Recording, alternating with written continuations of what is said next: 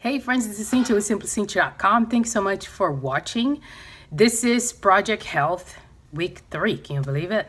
Okay, so here's how I can summarize my week. Slow progress is still progress. We're moving slowly, but we are making progress. And I'm encouraged in that. I'm a marathoner, but I read and I watch a lot of documentaries about ultra marathoners. Those guys have a longer distance to go, so they have a tendency of moving much slower than somebody that's just running a 5K, which is 3.1 miles. An ultra marathon is anything above 26.2. So that's how I feel like my journey has been. I'm sure that there will be weeks where we move pretty quickly, but we're starting slow.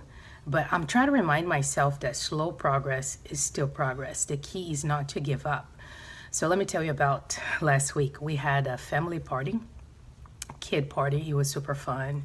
I got to do decorations and celebrate my daughter who asked for salad for her birthday lunch, which was a lot of fun for all of us just to celebrate her and to just thank God for another year of life. Nevertheless, it's a kid party, so we had cake, they had candy. I didn't like the candy that I bought for the kids, so I guess that was a good thing, but it was a week of celebration.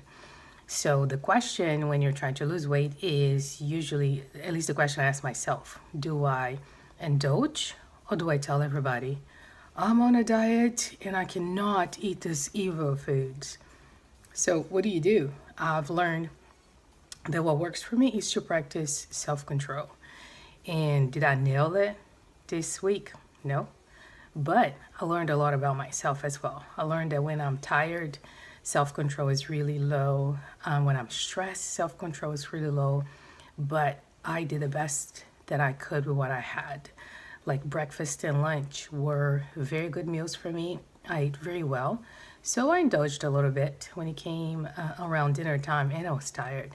But, I did the best that I could. So my goal is to develop self-control so that I don't have to just be ultra negative about this happy, celebratory experiences that life brings us, and I'm glad that it does. Something else that happened this week was I had family responsibilities, stress management, and managing stress is a lifelong battle. And thank God, like the stress level was much lower this week. And in the next couple of weeks, I can dive more into that. But that's all I want to say today. So my challenge for myself last week was to stay positive, use what I had, and to enjoy the process. So I'm glad I challenged myself to do that because several days during this week, when the stress management was at hand and I had a lot of family responsibilities, I told myself, enjoy this process. So that's a very, very good thought to have. And I want to keep doing that because if I don't like this journey, it's just going to be miserable. So it's just not worth living like that. And how do you enjoy the process? Like you don't hate yourself right now because you haven't reached your goal. When it comes to marathon running, I don't dislike myself in mile 1 because I'm not in mile 26. Like actually the positivity on mile 1, it is super high. So that when I get to the end and the going gets tough, like I can keep going, just keep putting one leg after the other. So I want to do the same thing for this Project Health journey. Okay, so the challenge for me for next week is to be a little bit more meticulous with my food journaling.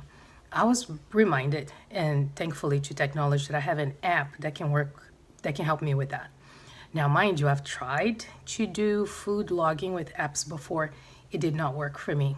But this app would be a great addition for my manual food logging. So that's what I'm challenging myself to do that. And next week I'll tell you how it went. I don't understand my notes. Like I just took some regular scribblings. I don't understand what I said. Oh, podcasts. I listened to several podcasts to help me with motivation, and I wish I could recommend them, but like I don't agree 100% with what the person's saying. So it's one of those things where it's just like you listen to it and you're like, oh yeah, I could do this. Oh yeah. For example, there's a health podcast that I listen to, and lady talks a lot about satiation and like how you're supposed to feel, how you want to feel before, during, and after you eat. So those are the things that I'm listening to and trying to focus on during this week, and they kind of keep my motivation going. Somebody that I can recommend is Zig Ziglar. He is no longer with us. He's going to be with the Lord, but his motivation has got me through like some non health related ruts in life. And I just like his approach, you know, whatever goal you want to reach, like he's a good guy to listen to. It's very positive, it's fun, and it works, which is more important.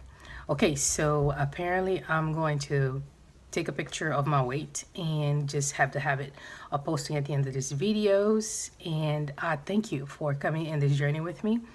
I'm hoping that next week I'll have more news for you. I will come back and tell you about putting the app together with the manual food logging, which is actually what works for me. And in the meantime, keep the motivation going. And my hope is to spread hope online on social media posts that I do.